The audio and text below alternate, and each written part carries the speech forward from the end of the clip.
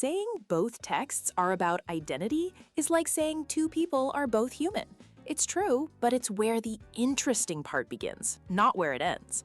The real goal of thematic comparison is to put two texts in a room and listen to their conversation, especially when they disagree.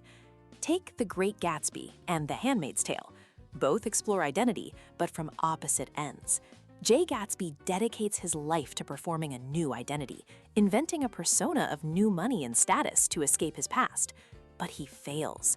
He learns you can't simply buy a new self. Class and history are inescapable. Now put him in conversation with Offred from The Handmaid's Tale. Her identity is systematically stripped from her by a totalitarian regime. Her name, her clothes, her purpose, she's reduced to a function. But where Gatsby's past is a trap, Offred's past, her memory, becomes her only tool for resistance. It's how she preserves her core self against a system designed to erase it. So what's the dialogue? Gatsby's story suggests identity is determined by social forces you can never truly overcome. Offred's story suggests identity can be preserved internally, even when social forces try to destroy it. The comparison reveals a powerful truth. Identity isn't one thing or the other.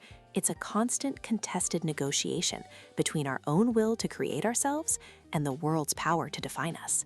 Why the different approaches? Context.